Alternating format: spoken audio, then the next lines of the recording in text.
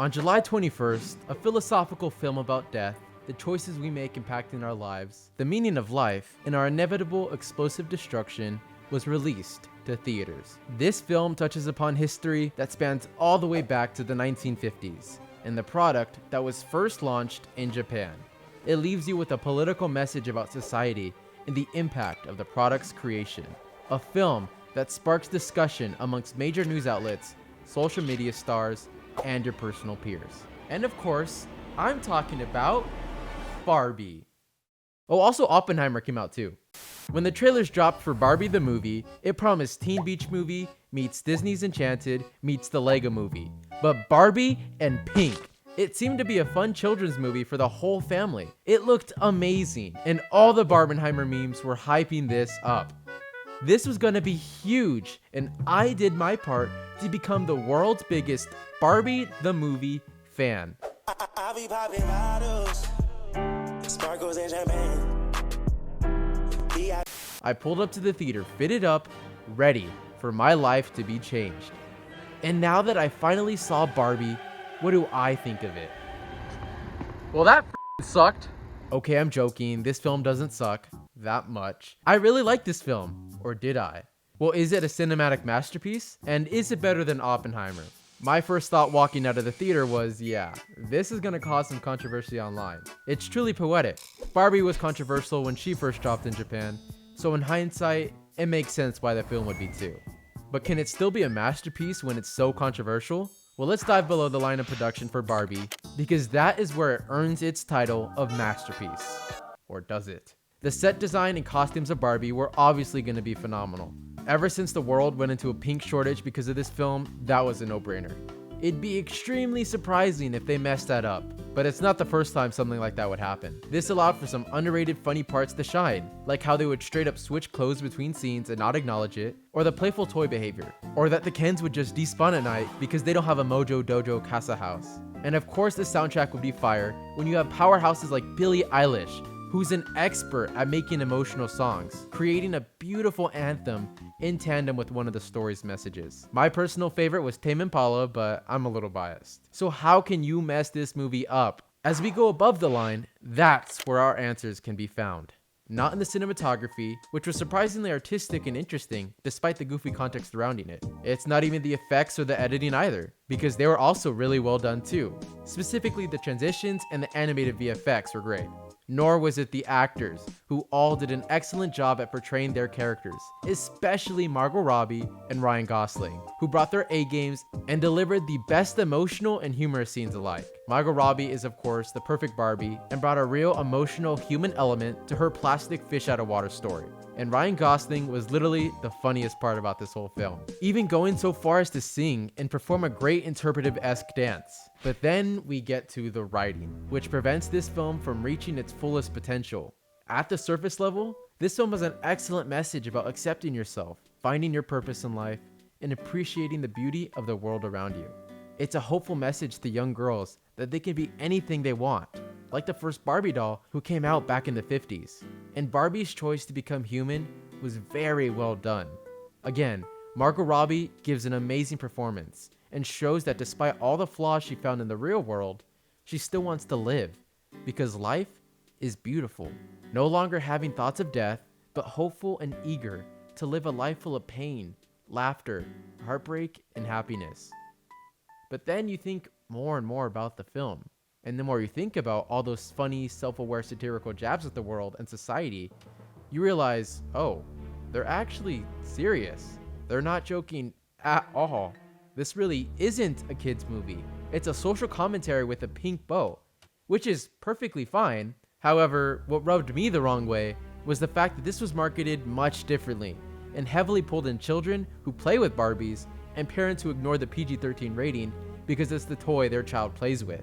When in reality, this is a film for young adults. It also borders between lazy writing points and then powerful points. It can't choose if it wants to be a fun, goofy kids movie or if it wants to be a profound socio-political commentary. Will Ferrell's arc was hilariously comical, but pointless.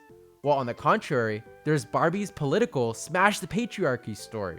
And up until the end, I thought this film disliked motherhood, with satirical symbolism from the beginning, a jab about motherhood being boring, But most blatantly obvious was the actual mother and daughter.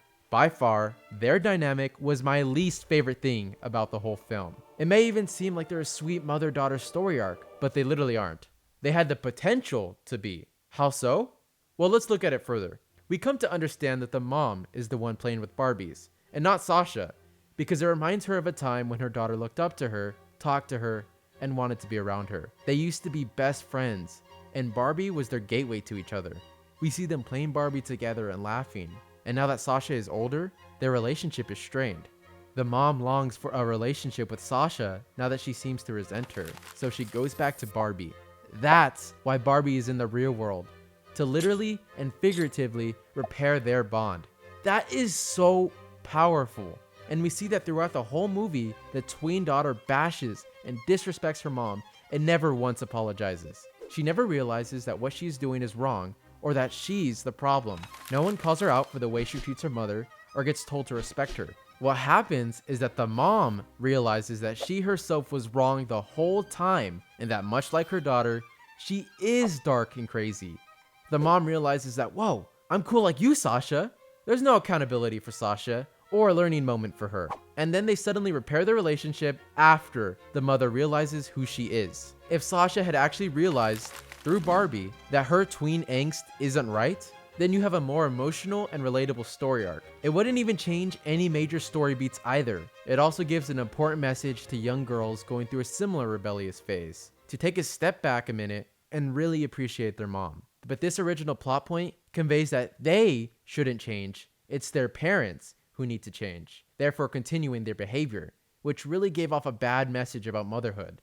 And to be fair, towards the end, this film did a better job at illustrating motherhood's positivity with Ruth's character. However, I think this message got lost in translation when the writers put a deeper emphasis on socio-political aspects of the world, which seemed like a missed opportunity, considering Barbie has had so much influence over the world. The sea of pink in the theater really showed that to me. It was like Star Wars nerds, but pink. It was so cool. And the end of Barbie Land missed another great opportunity as showing how important both the Barbies and Kens are to each other, and that they really need one another. Instead, they essentially go back to a matriarchy again, but with a little more inclusivity for Ken. I get it's supposed to be a satirical reflection on the real world, but the writers poorly choose what aspects should be satirical and what should be serious. And again, at points, the satirical bits didn't really feel like satire after a while. So yeah, it didn't do a good job at showing that both dolls are important to Barbie Land thriving, especially considering that both the matriarchal and patriarchal societies were shown to fail. And let's say that these socio-political messages should be included in the movie. Well, they focused on the wrong parts to talk about. Barbie has been the center of the debate around the beauty standard for decades. In the film, they claim Barbie is supposed to be this empowering woman, but she didn't even address the elephant in the room. But why hear it from a man when you can hear it from Barbie herself? Hey dolls! Personally, as a Barbie myself, I did enjoy the movie, and I thought it was very funny. However, I wish that they had sent a stronger message when it came to the beauty standard. Barbie has always been the epicenter of debates on the beauty standard, being a tall, thin, blonde, blue-eyed woman. They even jokingly addressed it in the film, with Sasha calling Barbie a fascist. Yes, the message of this movie is to be yourself, and that you're beautiful no matter what you look like. But my point is, why should we care about that? Note to our ventures, this girl's the wrong person to cast if you want to make this point. Why do we hold so much value to whether or not a woman is beautiful? This is a point that I wish the Barbie movie had instilled, rather than the message that everyone is beautiful. Young girls value their strengths, abilities, passions, intelligence, and relationships above the way that they look. But because of the way society will continue to tell girls that their beauty is so vital, girls tend to invest more in their appearance rather than continue developing their strengths and skills.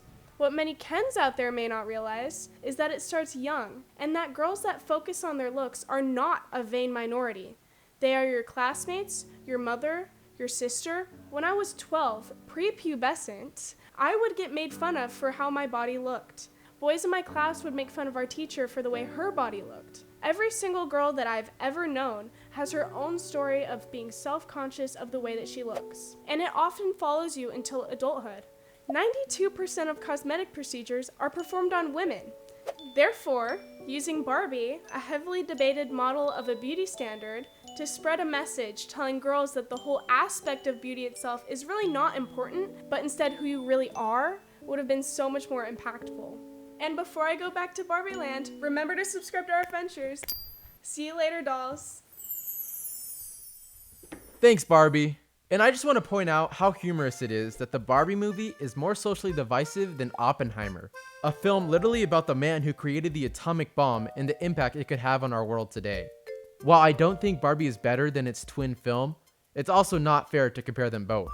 They're two separate films with different purposes that just so happen to release on the same day. And after thinking so much about Barbie the movie, it really hit me that this film is just an extreme meta-satirical play on the real world, and you're just supposed to laugh at it. Maybe it is okay to just laugh at the world regardless of what you believe. Yeah, there were manipulative marketing tactics, but to be fair, it was a PG-13 movie about an already controversial doll. It's funny, colorful, and will leave you appreciating life despite what flaws you may think there are with the world. That's what you should take away. So maybe the Barbie movie really is a cinematic masterpiece. Nah, it's mid. The Lego movie's better.